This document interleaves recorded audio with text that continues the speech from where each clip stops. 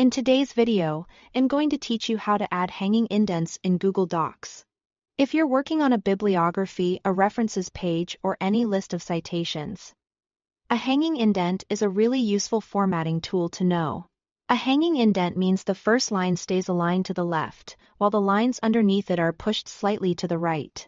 This is commonly used in styles like MLA, APA, and Chicago. And the good news is that Google Docs makes it very easy to set up once you know where to look.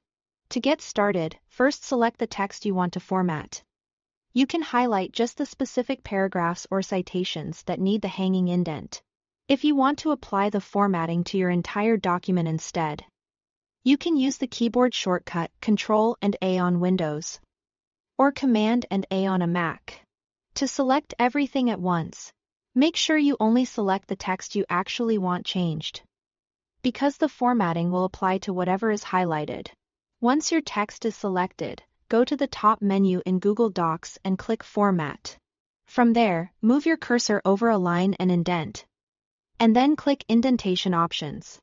This opens the menu where you can control how your selected text is indented, and it's the main place you'll use for this task. Inside the Indentation Options window, look for the drop-down menu labeled Special Indent. Click that drop-down and choose Hanging. As soon as you do that, you'll see a measurement field next to it.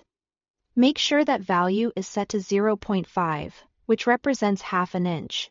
That half-inch setting is the standard for most citation formats, so it's usually the correct choice.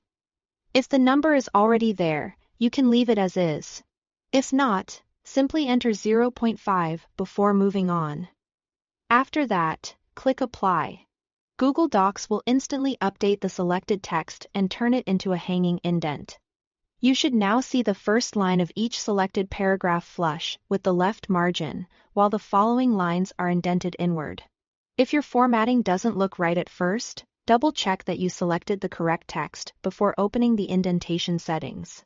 It's also helpful to remember that this setting works best when each citation or paragraph is already separated properly, so the indent applies cleanly. And that's it. Once